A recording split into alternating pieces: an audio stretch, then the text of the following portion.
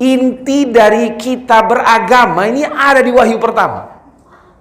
Kenapa kita berantem antara 8, 11, 23, kunut nggak kunut, oh bismillah nggak bismillah, doa jahar sama nggak jahar, tahlilan nggak tahlilan. Ini Pak, permasalahannya selesai kalau umat ini rajin membaca. Selesai itu. Kenapa umat kita cenderung miskin-miskin, non-muslim kaya-kaya? Ini bisa selesai kalau umat ini rajin membaca. Kenapa di internasional, di nasional politik umat Islam kalah terus? Karena umat Islam masih belum rajin membaca. Gitu Pak. Membaca ini luar biasa.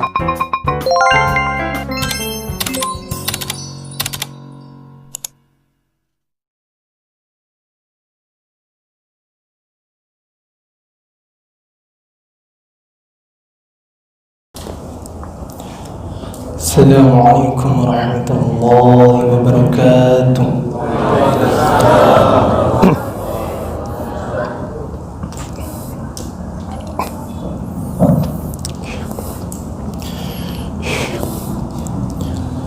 A'udzu billahi minasy syaithanir rajim.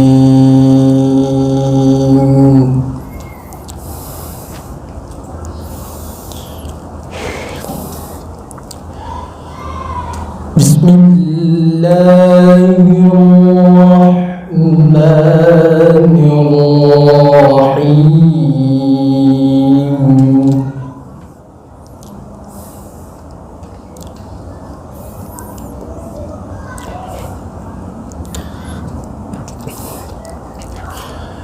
Inna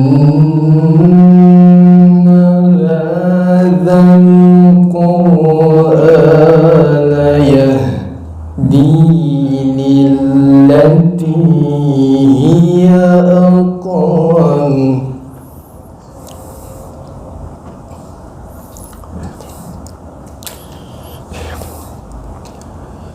Yahdi lillati hiya aqwam wa yubashshirul mu'minin.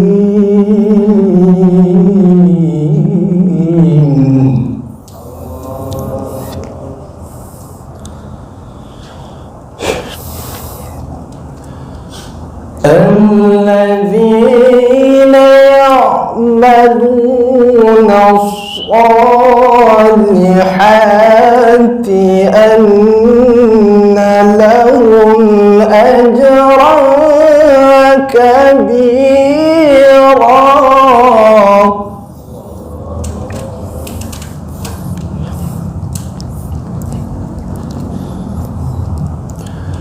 Wa anna alladzina la yu'minuna bil akhirati a'tadna lahum 'adzaban alima.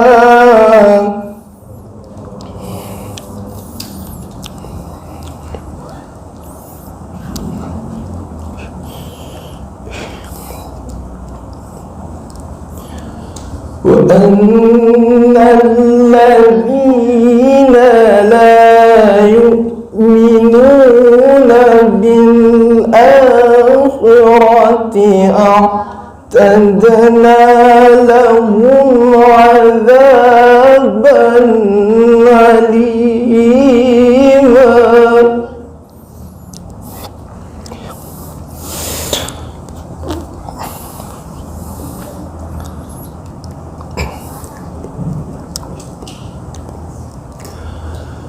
ويدعو الإنسان بالشر دعاءه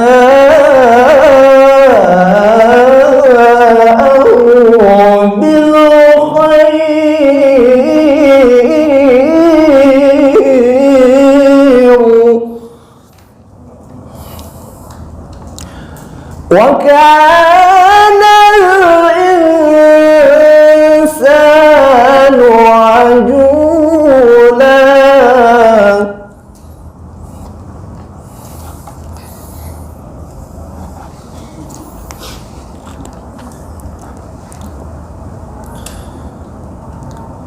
وجعلنا الليل والنهار آيتين فمحونا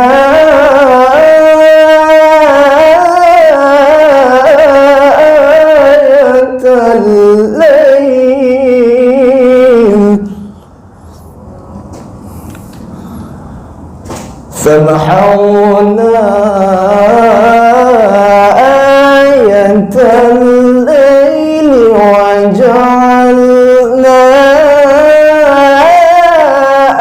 آية النهار مبصرة لتبتغوا فضلا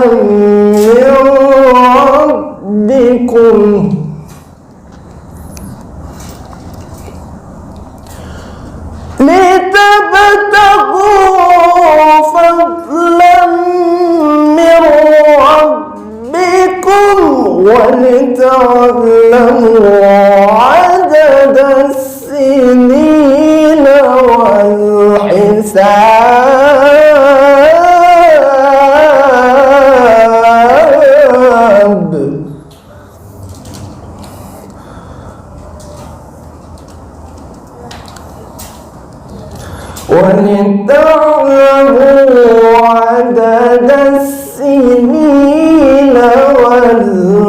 والحساب وكل شيء فصلناه تفصيلا صدق الله العظيم. Assalamualaikum warahmatullahi wabarakatuh. Assalamualaikum warahmatullahi wabarakatuh.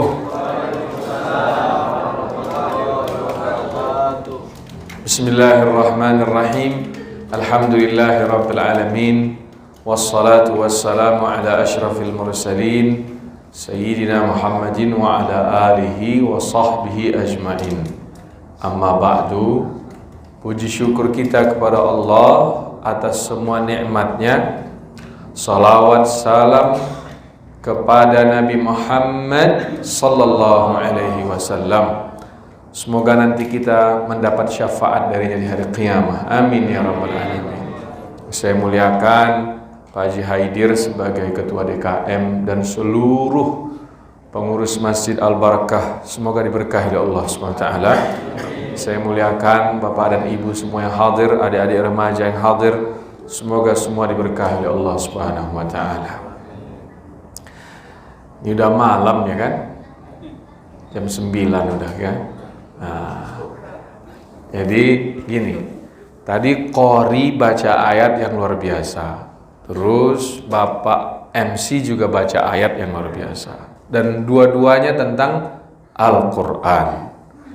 Pertama, MC kita baca Syahrul Ramadhan allazi unzila fihil Qur'an hudal linnasi wa bayyinatim minal huda wal furqan. Qari baca inna hadzal Qur'an yahdi lillati hiya aqwam. Di Al-Baqarah awal Allah bilang Dzalikal kitabu la raiba fihi hudan lil muttaqin.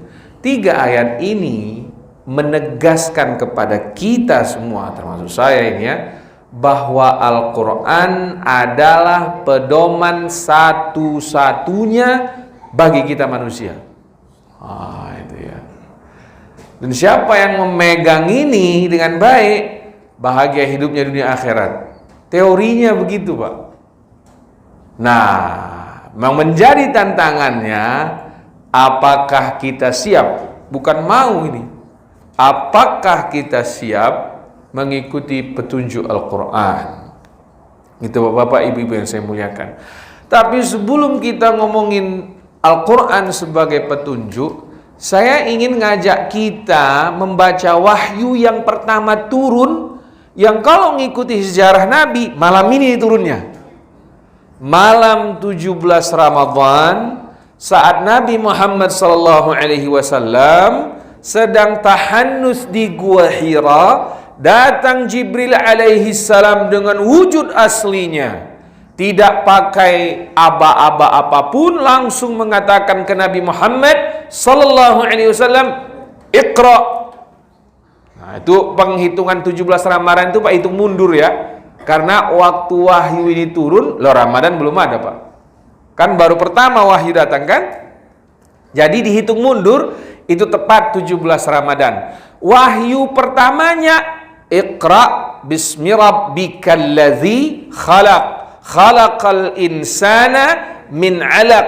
Iqra wa rabbukal akram. Allazi 'allama bil qalam. 'Allamal insana ma lam ya'lam. Nah ini wahyu pertama ini nih inti. Kalau saya bilang Bapak Ibu semuanya, inti dari kita beragama ini ada di wahyu pertama. Kenapa kita berantem antara 8, 11, 23, kunut nggak kunut, oh bismillah nggak bismillah, doa jahar sama nggak jahar, tahlilan nggak tahlilan. Ini Pak, permasalahannya selesai kalau umat ini rajin membaca. Selesai itu. Kenapa umat kita cenderung miskin-miskin, non-muslim kaya-kaya? Ini bisa selesai kalau umat ini rajin membaca. Kenapa di internasional, di nasional politik umat Islam kalah terus? Karena umat Islam masih belum rajin membaca. Gitu Pak. Membaca ini luar biasa. Kenapa ilmu kesehatan sekarang mengacaukan fatwa para ulama? Suntik meningitis katanya dari inilah, suntik itu dari enzim itulah, beraneka macam ragam, dan terpaksa disuntikkan juga ke badan kita karena umat Islam belum rajin membaca. Ini semua. Jadi yang kita lihat nih, ini karena kita masih belum rajin membaca. Padahal wahyu pertama kita apa? Iqra bismi rabbikal ladzi khalaq. Kalau nanya diri masing-masing, jangan tanya orang lain. Nanya diri masing-masing dulu kita. Berapa kitab kira-kira dari Ramadan kemarin ke Ramadan ini yang kita baca selesai? Dan kitab apa itu? Guna untuk akhirat apa dunia? Kalau lagi nyari duit, kitab nyari duit apa yang kita baca? Wah, atau kecilkan lagi dah. Berapa kali kita khatamkan Al-Quran di tahun ini? Kalau umat Islam sepakat bahwa sumber agama adalah Al-Quran dan hadis yang paling sahih adalah Bukhari dan Muslim, berapa hadis Bukhari Muslim yang kita baca di tahun ini?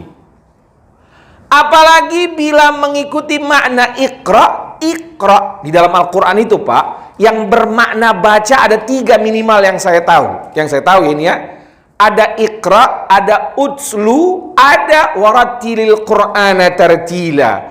Baca yang 2 ini baca aja. Tapi kalau Iqra maknanya dalam bahasa Arab mesti istiqraiyan. Bacanya harus paham. Oh, kalau ke situ makin jauh lagi kita Pak. Enggak boleh baca Al-Quran Bismillahirrahmanirrahim, Yasin wal Qur'anil Hakim, innaka laminal mursalin ala siratal mustaqim tanzilal azizir rahim. Enggak gitu yang dimaksud dengan Iqra. Iqra itu Yasin wal Qur'anil Hakim. Dipikirkan maknanya apa sehingga ada kesimpulan di kepala. Misal Al-Fatihah yang paling sering kita baca. Alhamdulillahi Rabbil Alamin. Dapat di kepala, oh Allah itu Tuhan penjaga semesta alam. Ar-Rahmanir Rahim. Oh Allah itu Maha Pengasih Penyayang. Maliki Yaumiddin. Allah itu rajanya hari kiamat.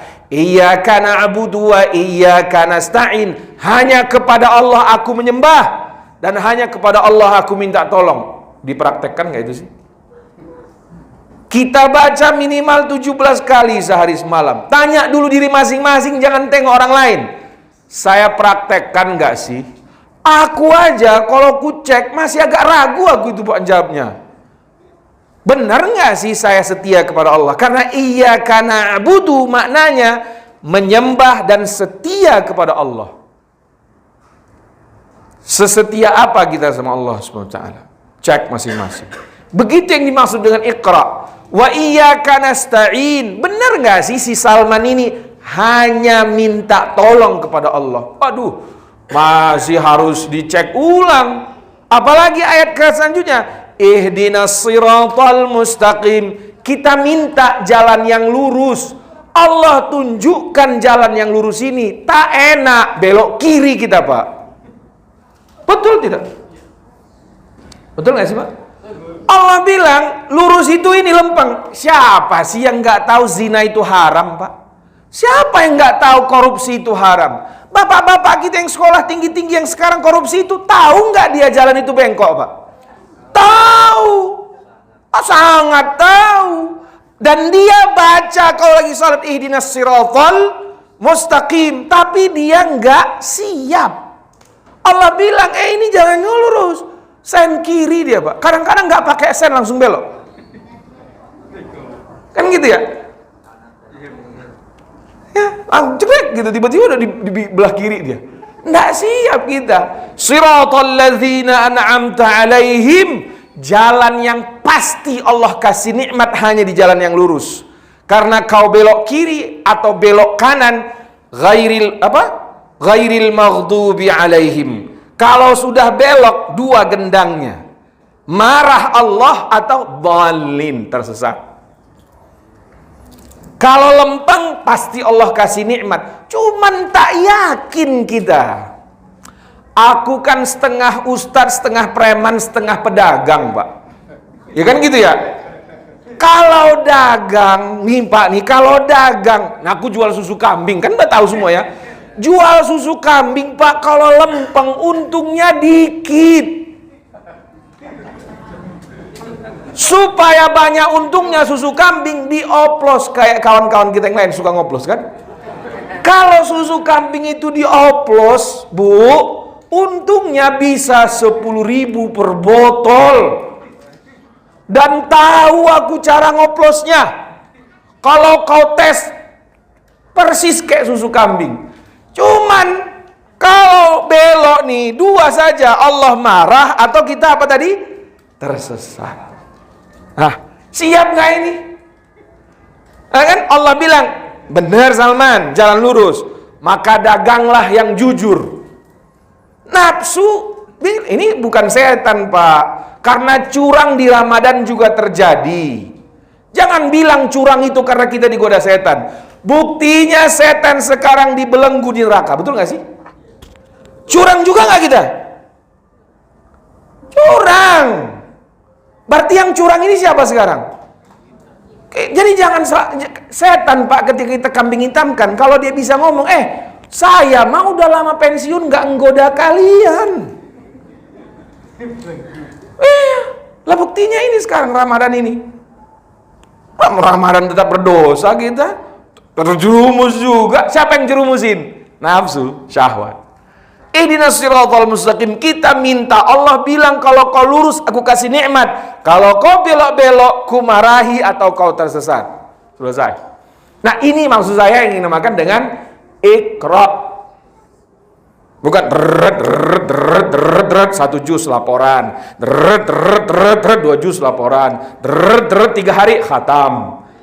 Bagus juga. Dapatnya apa kalau gitu?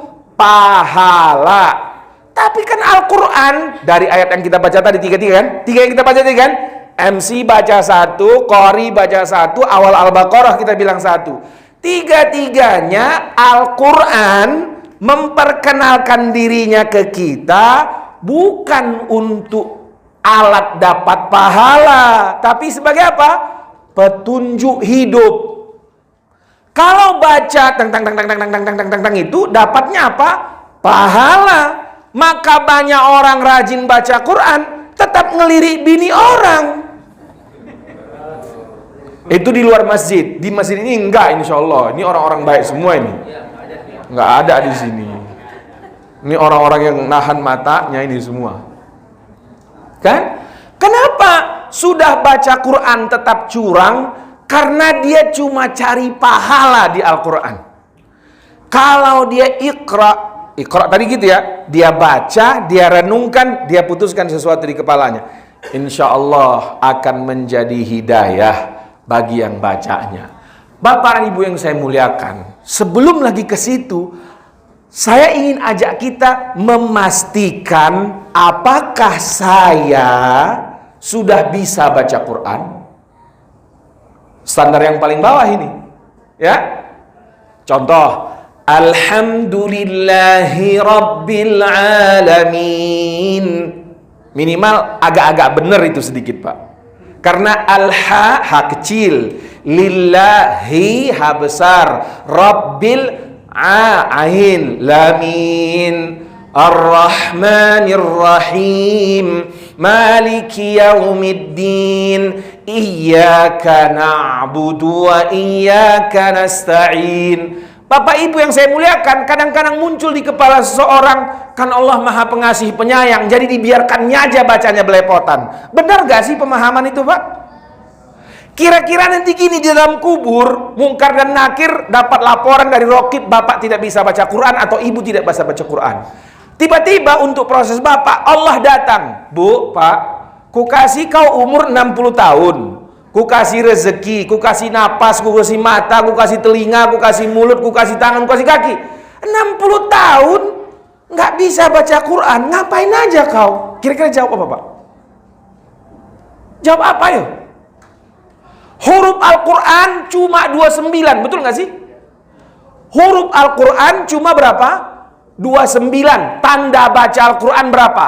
A, I, U 3, An, In, Un 6, terus sukun 7, tasdid apalagi sesudah itu? Udah kan? Segitu doang nggak bisa kau pelajari. Kira-kira kalau aku Tuhannya, aku apain kau itu, Pak? Kalau Tuhannya orang Medan, habis kau. Untung Tuhannya bukan orang Medan, Allah SWT kan. Cuman ayo mikir dong sekarang, Pak. Pak, itu cuma 29 huruf. Tanda bacanya berapa tadi? 8 atau 9 tadi? 8. Ya Allah, 29 tanda baca 8. 60 tahun umur kau bikin lagi alasan kau. Ku tempeleng kau habis, Pak. Kalau aku yang ngecek. Untung bukan aku yang ngecek, kan gitu ya. Gitu. Maksud aku tuh, Pak, jangan malu kalau belum bisa cek. Kutanya dulu, jawab di hati masing-masing. Sejak kapan terakhir Bapak mengupdate bacaan Quran Bapak? Ayo. Bu, sejak kapan? Datang ke seorang guru. Coba tuh imam kita, qori kita keren-keren bacaannya kan? Pernah nggak datang, Ustadz? Saya mau diluruskan bacaan Fatihah saya. Saya kadang-kadang gemes ngelihat orang, Pak, gini ya. Ustadz, tarawih itu benernya berapa rakaat? Kayak penting aja. Pak, kalau kau tarawih 3 rakaat aja sah, kata Rokib, Pak. Iya, nggak batal tarawihnya. Tapi kalau Al-Fatihahnya salah, misalnya baca Alhamdulillahi Rabbil Alamin, batal itu sholatnya. Karena Al-Fatihah rukun sholat. Rukun sholat Al-Fatihah harus dibaca sesuai makhraj dan tajwidnya. Sebenarnya Rokib tidak punya sensor kau tarawih berapa rakaat. Rokib nih, aku udah telepon-teleponan sama dia. Kep, kau punya sensor nggak sih tarawih berapa rakaat? Kagak. Ente datang sholat tarawih, aku catat checklist tarawih nih orang udah. Tapi kalau Fatihahnya salah, Rokib punya sensor. Pak, Bu, bacaan sholat yang disensor itu ada 2 minimal. Al-Fatihah dan satu lagi apa? At-tahiyyatul mubarakatus salawatut thayyibatu lillah. Itu disensor itu satu-satu. Sekarang tanya diri masing-masing, sudah benarkah bacaan itu? Kalau belum, perbaiki, jangan malu. Bapak Ibu menghadiri ceramah kayak gini, pahalanya cuma 7 biji. Tapi memperbaiki bacaan Al-Quran, pahalanya 700 miliar rupiah. Kutanya dulu kau, orang lebih rajin hadir majelis kayak gini apa majelis tahsin? Taklim itu pahalanya kecil. tahsin itu pahalanya besar. Tapi memang orang manusia ini kalau giliran pahala doyan yang kecil, kalau giliran nafsu doyan yang tuh. Tahsin anak-anak ya panas ya. Nah itu repot. Pak Janas tuh yang gitu. Nih Pak Haji aja yang bilang Pak. Maka momen 17 Ramadan ini saya ngajak kita semua, jangan malu Pak, jangan bilang aku orang Jawa, aku orang Batak, aku orang mana, jangan bilang. Aku ini orang Batak Pak. Kelas 2 SMP aku masih dideteksi oleh guruku belum bisa baca Quran. Kelas 2 SMP aku Pak. Saking jeleknya lidah aku ini. Ijajaa itu aku dulu baca Al-Quran Pak. Bukan izajaa. Ijajul jilatil ardu jiljalaha. Lidah aku kayak gitu. Oh, untung saya punya emak keren. Mak saya itu keren Pak. Dulu Pak ya, guru saya ngaji Quran galaknya minta ampun ya Allah. Kalau berlaku nih undang-undang hak azazi anak manusia sekarang, ku penjarakan guruku itu Pak.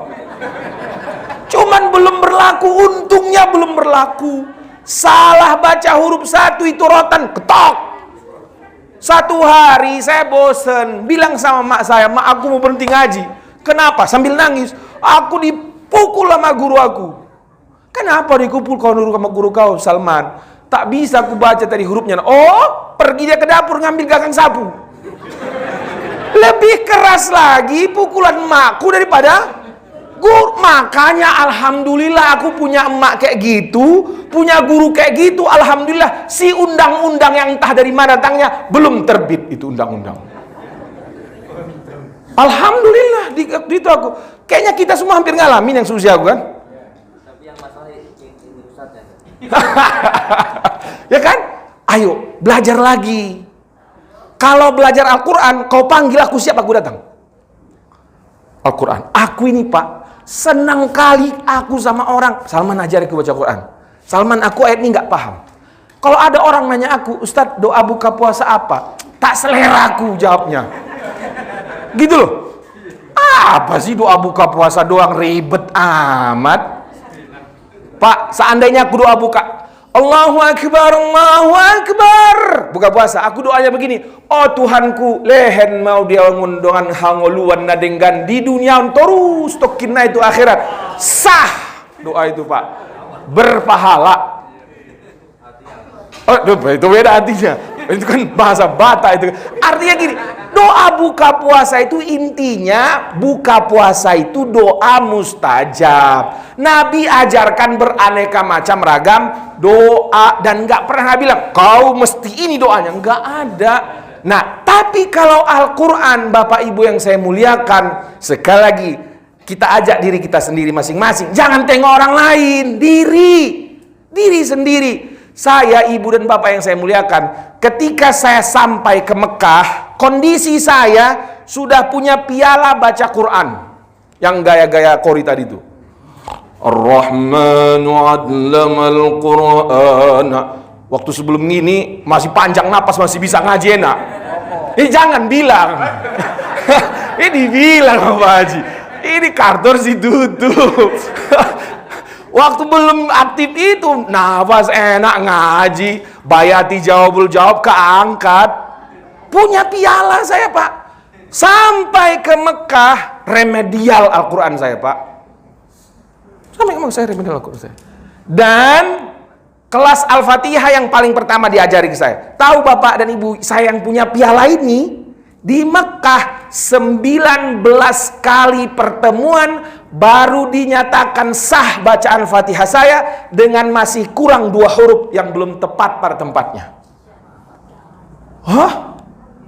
Itu kan banyak teman-teman saya yang datang mengaji ke Mekah itu, masa sih gitu-gitu amat. Akhirnya nggak mau Pak. Karena menurut dia terlalu kejam gurunya. Oh enggak Pak. Aku 19 kali datang. Sesudah lulus Al-Fatihah, baru boleh saya belajar Al-Quran yang lainnya. Oh, saya mendapatkan ilmu yang lebih disiplin lagi dalam hal membaca Al-Quran dibanding saya masih di Indonesia, terutama mad asli, makhraj, tajwid, ikhfa, idgham, nggak boleh lebih. Itu ketukannya ada. Mad asli ketukannya 2, qala, nggak boleh lebih dari situ. Idgham, ikhfa itu ketukannya 2, jangan lebih. Mad jaiz mumpasil 2, 4 atau 5. Mad wajib mutasil 5. Mad lazim musaqqal kalimi 6. Kalau lebih dari itu kita diketok kalau di Mekah, Pak. Baru saya pantas orang Indonesia doyan korupsi. Iya, karena baca Quran rata-rata nambah. Kolanya udah berapa kali? Udah berapa tuh, Pak? Tapi kan orang dengernya Allah Allah, gitu kan? Terpaksa Bu, kalau ngaji ala mujawad terpaksa. Nggak bisa kita ikutin nada sama ketukan. Jadi nadanya kalau dimain gitar jadi primat namanya, Bang. Nggak bisa pakai tua gapat. Kan ada kaedahnya kan main musik juga.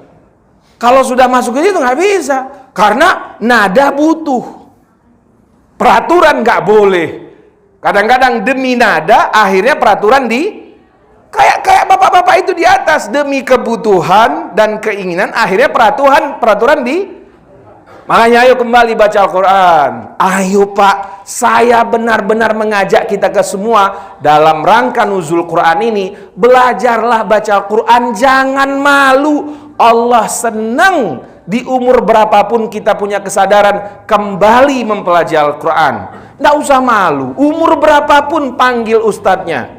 Ustadz ajari aku kembali. Alif, ba, ta, sa, jim, ha, kha, dal, zal, ra, zai, sin, shin, sad, dad, ta, za. Pelajari lagi.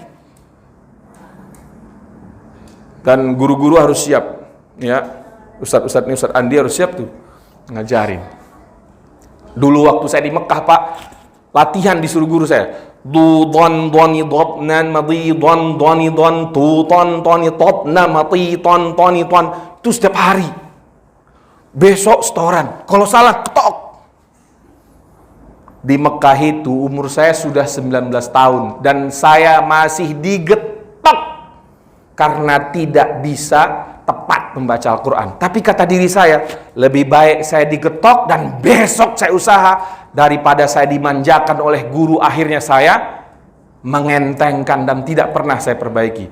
Itu kadang-kadang masalahnya. Rata-rata orang nggak mau ketemu guru Al-Quran yang galak. Betul nggak? Maunya ketemu guru salah juga sah, Ibu. Apalagi ustadz ini rata-rata, mohon maaf Ustadz Andi bukan, Ustadz Andi Ustadz lain bukan. Ustadz yang di masjid ini bukanlah pokoknya ya. Rata-rata ustadz kecuali di masjid ini, kalau ketemu muridnya orang kaya, takut dia nyalainnya. Kalau aku bantai. Makanya kalau ada yang ngajak aku belajar Al-Quran, siap-siap aja. Nggak ada segen-segennya aku, karena duitku lebih banyak dari kau. Kan gitu aja aku bilang dalam hati aku. Ustadz Barkah berani insya Allah. Barani Ustadz Andi berani, namanya aja Andi, orang Makassar itu Pak. Andi kan?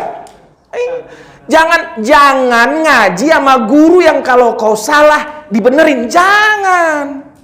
Cari yang berani. Bu salah, Pak salah, ulangi lagi Pak. Ulangi lagi Pak, ulangi lagi. Besok datang lagi, Bapak harus latihan. Harus berani, gurunya bilang kayak gitu. Hah? Kalau kayak gitu gurunya nggak datang lagi muridnya besok ya. Si malakama jadinya.